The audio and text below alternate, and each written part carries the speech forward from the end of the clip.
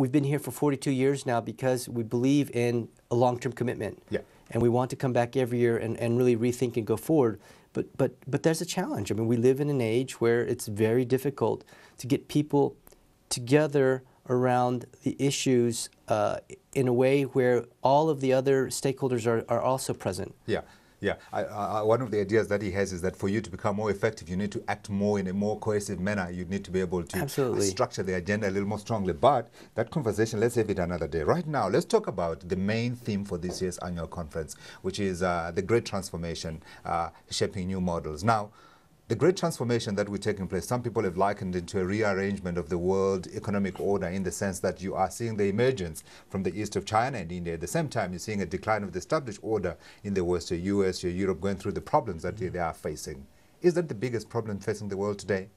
Well, there is a transformation. Let's just pan out a little bit. First, this is the year 7 billion people arrived on the planet. Never happened before in human history.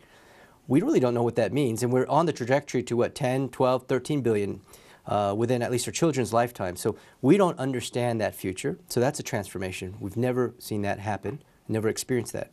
Then you put that in context. And within that, within our planet, absolutely right. We're seeing economic wealth shift to new parts of the world. But let's be also very clear. It's going to India and China, certainly.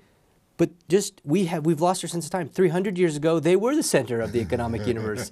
It was the rest of the world, the Western Hemisphere, that was underdeveloped. It's shifting. But more fundamentally, there's a demographic piece to this, and that is to say there are large parts of the world where young people are doing their best to get educated, have an opportunity, and they're not seeing the future opportunities that maybe the parents or grandparents had.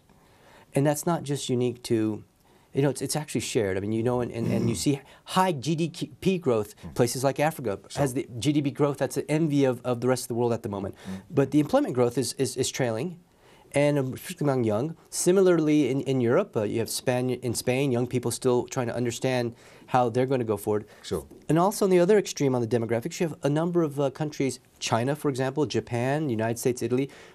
Larger numbers of retirees are going to leave the workforce. Yeah. Yet the social costs and the recurrent costs, it's really unsure how that's going to be financed, because in part, their societies, they have more old people than younger people, and they're seeing a shrinkage, and that's a first in history. So big transformations, hard to get our hands around, but it's starting to play out in very different and in very different ways across the world, and we need to come together and at least share notes and try to understand what it means, and hopefully that exchange may lead to some solutions that applying in one part of the world could apply to the other part of the world. Yeah. So here we are, Lee, in Davos. Now, Davos, of course, is in Europe, and Europe is the epicenter of the problems that we have seen around the globe, around the sovereign debt crisis. And some people are saying, should this session of Davos, at least, not just been about Europe and trying to get Europe out of the morass it is in? Absolutely. Interestingly enough, there's a global dimension to Europe, as you say. But that's just reflection of the world. We are so interdependent now. But this anxiety, particularly around the future of the euro and the eurozone, is very real. That's why I believe Chancellor Merkel of Germany will come to Davos, give her opening remarks, and try to lay out not just the short term about what's going to happen here, but a longer term vision, because it really is a longer term issue. You have the head of the ECB, Mario Draghi, here, and the first time in his new role to talk about that, as well as the finance ministers, France, Germany, etc. But as you rightfully pointed out, it is an issue that has global implications, first and foremost on our mind, but there are other parts of the world that are just equally important. We look at the issues around food security or energy security.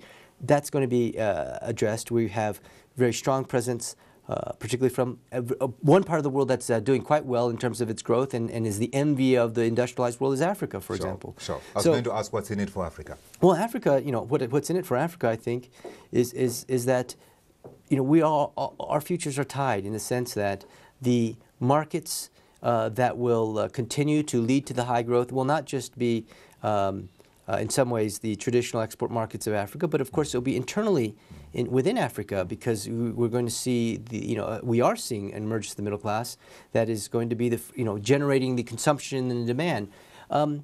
I think that there's a great opportunity for some of the other parts of the world that are very, the more industrialized parts of the world to think about, and that's their opportunity to contribute, maybe build the infrastructure, bring the services, create the employment opportunities there, and that can be very win-win. Yep. But I think people have to change their mindset because in most of the world, people are still in old models. Look at East Asia.